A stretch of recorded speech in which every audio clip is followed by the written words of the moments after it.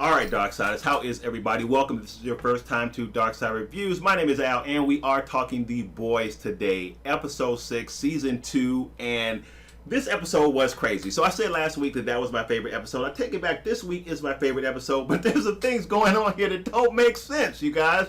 They don't make sense. We're going to talk about it. So in this episode, I thought it was really good. I was very happy to get Frenchie's backstory, and I want to start with Frenchie. So we know now that Frenchie is all about family. We know that apparently he was lost in the city. He found his inspiration, I guess, from the Golden Girls. Some of y'all laugh at the Golden Girls, but listen, I'm not going to front. I've watched my fair amount of episodes of the Golden Girls, and I dig it. And I'm not ashamed of that. So we know that Frenchie's inspired by the Golden Girls, but here's something I want you to think about concerning Frenchie, because we learned some important information from this episode that we did not know before.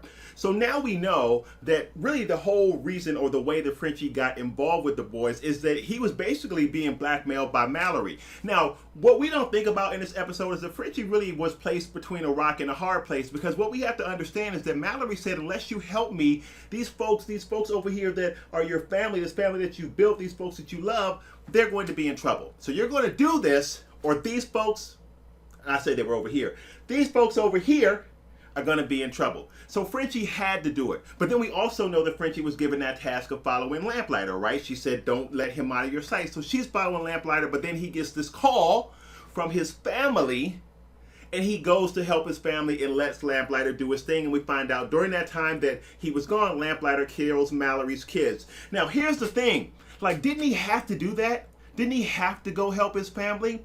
I mean, you get the phone call, right, and you find out that one of your family members is ODing. Hopefully not, because we don't know anybody, hopefully no family members we have that are on drugs like that. But the reality is, it could be the case. Whatever the case, you're going to go help your family. And whatever happens in your absence with whatever Lamplighter does is whatever Lamplighter does. You got to go help the family. Because you got a family member dying. And even though he knew that he had to help Mallory, it was a catch-22, because he's doing that for Mallory to make sure that his family stays safe. So when you get the call that your family's in trouble, you got to go help, because they're not going to be safe if you don't go do that. I feel like this is really important information that we know about Frenchie and his backstory. And I don't even know to this day if the rest of the boys knows why he did what he did with Mallory. I don't think they know. Because when he was having that conversation with MM, and MM was like, yo, why didn't you say anything about this? Frenchie doesn't say anything. I don't think the boys know to this day that Mallory was blackmailing Frenchie. She might still be blackmailing Frenchie. We don't know that. Let's talk now a little bit about Billy and Starlight. So here's the thing about Billy. This is really interesting, right? Because Billy has a profound disgust for Starlight. Now, here's the thing that I find fascinating about that. Why doesn't he have the same disgust for the female, or for Kimiko? He doesn't seem to have the same disgust, but he hates Starlight. Now, for those of you guys who are going to argue, well, it's a little bit different, Al, right? Because Kimiko was never part of the Seven. Starlight is a part of the Seven. Starlight is attached to Homelander. Therefore, Billy hates Starlight that much more because of her association. What I want to submit to you, my theory is that is really not the whole crux of why Billy hates Starlight. I believe that Billy hates Starlight because I believe that Billy has a deeper love than he lets on to have for Huey. And I think that Billy thinks that Starlight is a direct threat to Huey because of how much Huey cares about her. But I also think that Billy's connection to Huey is because Huey, in a lot of different ways, not only physically, is a reminder of his younger brother who died. And we don't know why he died, but we know that something happened. And I think that Billy is more attached to Huey than he lets on to be. I think that that's why we get the reaction we get when Huey is hurt by that suit that escaped from the facility. So that is the main reason, really, why I think that Billy is so much against Starlight. I think a big portion of that is that Billy is afraid that Starlight will really get Huey hurt. That's my theory about that. Now, isn't it really cool to get actually Lamplighter into this series and to see that it's Sean Ashton? I know a lot of people have mentioned it, but I gotta mention it too because it's an important thing. It's interesting, right, that you have him playing someone like Lamplighter, who is the opposite of the character that he played, Bobby Drake, in X-Men, which was Iceman. I gotta mention it. It's fair for me to mention it. You probably watched other videos and mentioned it too, but why can't I mention it? Because I think it's an interesting thing, very clever thing that the boys did. But I do love the fact that we have him now in the show, and I also love the fact that we're not really sure sure which way he is going to go. We do know that in the past he has worked for Mallory to help find out info about the boys. But listen, I'm going to tell you, I'm theorizing and we don't really know which way this is going to go. The guy does seem to have some empathy. He does seem to be sorry for the things that he's done in the past. But Vought seems so powerful. We've seen other heroes in this show go back to Vought and flip on the people that they were supposed to be helping. So I would not be surprised if we see Lamplighter do a number like this, but it'll be interesting to see what they do with this character. Now, let's talk a little bit about Cindy. Let's talk a little bit about the souped up female Professor X that was in the facility. And she's a beast. Now, you should be excited about Cindy because you don't know what's going to go on with her, because from what I understand, she was not part of the comics, so she could do anything. You don't have any frame of reference to say this is likely what's going to happen to her. You don't know because you've never seen her before. She's a really interesting character, and what we know about her is that she has more than telekinetic ability. She's very adorable, and we do know that she is to be feared. We can see that by Lamplighter's reaction when she's let out. But we got to stop. We got to pause here, Darksiders, because we got to ask ourselves some questions, because here is a part of the show that I'm not understanding what's going on. Something doesn't make sense here. It ain't adding up. How is it that she was still locked behind that door when we see Drake hit the door with the fire, knocks the door open, she comes out, but then we see her opening doors. Just, you know what she does. And the doors start opening. And I thought to myself, I said, well, geez, why didn't she do that before? If she could crumble those doors like that, why did she stay locked up? Apparently, she wanted to be free, but she didn't crumple the doors. Is there something different about being on the inside? I don't know. That doesn't make sense to me. If you guys know something, if I missed something, somebody please explain that in the comments below. Now we got to talk about Maeve, who was really beginning to hatch her plan to deal with Homelander. And we know that Elena finds out the information from Maeve's cell phone, which is in the drawer when Maeve was taking a shower, and Elena's like, I'm going to order some food or something. She finds a cell phone. Can we talk about that for a minute? Now, why is such crucial information just sitting in a drawer? I'm going to have that under lock and key. Let me tell you something, Darksiders. When I get the Haagen-Dazs Swiss almond chocolate ice cream, which is what I always get, and I don't want my wife to know, I don't put that in the front of the refrigerator. No, sir. That goes in the back behind the chicken and the frozen broccoli. So she can't open the door and see it right away. She finds that ice cream, she's going to have to do some digging to find that ice cream. So I don't understand how that phone was just sitting in the drawer, attached to the GoPro, and she just found it that easily. That's number one. And then can we really talk about how it is that that footage is still viable? How much time had gone by? And that plane was at whatever, 60,000 feet, falls in the ocean. And then, it was funny though, I'm not gonna lie, when the Deep started talking about that conversation he had with, I don't know what they were, but that was funny. The Deep's character is hilarious. But how is it that that footage is still intact? I don't understand that. That didn't make any sense to me. Again, someone let me know if I missed something in the comments. So none of that made any sense to me. But it's forgivable because it does really go very much with the story. So I have a theory about Elena in all of this. Now, I'm not really sure if Elena is all that she seems to be. And I think that some people are theorizing that, okay, this might be the straw that breaks the camel's back. And she's going to be like, look, Maeve, I'm done. I'm out. You do whatever. That could be the case. But I have Elena flipping on Maeve. That's what I have, really.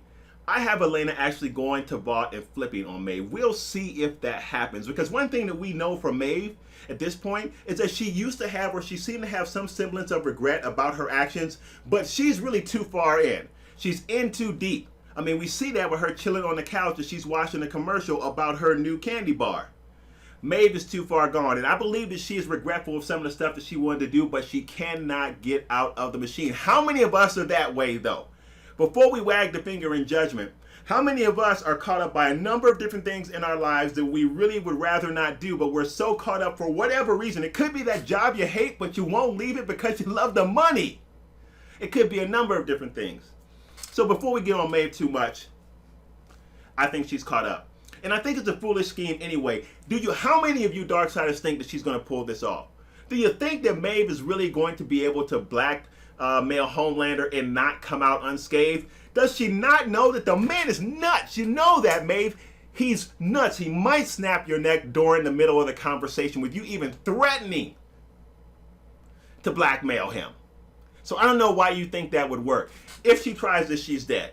I don't know by whose hands, maybe by Homelander's hands, somebody's hands, she's dead. Yes, I do know in the comics she does end up getting killed, but I'm pretty confident at this point that we're not following the comic book beat by beat, thank God, because if that's the case, why would we watch the show? Because we know how everybody's going to end up. And one of the reasons we love the show is because we don't know what they're going to do in this show. Because apparently, they'll do anything. As what we saw with Love Sausage and MM. Not going to get too much into that. This is the Family Channel. So Maeve hatches this plan. I don't think it's a good idea. I think it's going to get her killed. All right, so let's talk about Homelander and Stormfront, because a lot of people are like, oh man, right on, good episode. We finally found out more information about Stormfront. She finally told the truth. Why do you believe her? That lady is a master manipulator. You can see her doing it with every number of the 7, and she seems to be quite confident at her ability to manipulate. And we've seen her do this with Homelander from the door. She has sized him up. And I don't know why you think that she's telling him the truth. Outside of the fact that she shares with him about the fact that she was liberally, we do know that's true because we have that confirmed by other sources. But why do you think the other stuff she said was true? Case in point, she's been looking for him. Oh, I found you, finally. You think she didn't know where he was? Who he was? It's Homelander. And we already know that she was connected to Vought because Vought was moving her around after what she did as Liberty. Do you really think that she did not know what was going on? I found you. She knew exactly what was going on. And that phrase right there, that line right there, was a manipulation line to get him hooked in. And we already know he's super needy when it comes to being loved and belonged and feeling belonged. That's the right way to say that. And feeling belonged, that he is very susceptible to stuff like that. So all of this stuff, and then that whole pitch about the master race and wanting him to lead the race and building millions of different heroes, to building millions of different Vought heroes to lead the race and getting rid of all of the different ethnic groups or whatever she said, because they're trying to stomp them out. I believe that she really thinks that, but I don't know that she told Homelander that because that was something that was deep in her heart and she wanted to express how much she needed him for the mission. I think that that's all bull. Now here's why I say that. I say that because Edgar is a part of that, and when you look at Edgar, he certainly doesn't look like the type of people that she's talking about. Now, some of you all will say, well, man, Al, you know what it is? She has a master plan. She's going to get rid of Edgar too, but Edgar just doesn't know it, right? She's really manipulating Edgar as well. Is there anything that makes you think that Edgar is not aware of what's going on with Stormfront? When we've seen Edgar at every beat of this show, he has been aware of the dynamics of what's going on. I've said before, that dude has his pulse on everything. And even the whole story that Stormfront puts up about the facility and building those heroes, well, Edgar knew about that facility. He very much knew about what was going on. We know that because he was contacting her on her laptop. Starlight saw that when she broke into Stormfront's place. So Edgar is aware of all of this. And for those of you all that think that if it is the case that Stormfront is planning to flip on Edgar and oust him, if you think that Edgar does not have some kind of contingency plan for Stormfront, I assure you he does. As a matter of fact, I would not at all be surprised if it's Edgar that ends up taking out Stormfront and not Kimiko, which a lot of people think might happen. There are some people theorizing that Cindy, the telepath, will take her out, but I don't think that she will do that. I really don't think Cindy is that much of a match for probably Homelander or Stormfront. I mean, we assume that because what we see with the other people and how they just pop when she does her thing, but we don't know that she would be able to do that with them. We don't know that she would be so powerful to be able to execute someone like Stormfront or Homelander, or maybe even Black Noir like that. We don't know. But we do know that Stormfront is able to incapacitate her, and Stormfront probably could have killed her in that instance. So it'll be interesting to see what they do with her character. Her character is a coin toss because we don't know anything about her from the comic books. We have no context, no frame of reference. She's a new introduction to the show. That's what's really nice about her.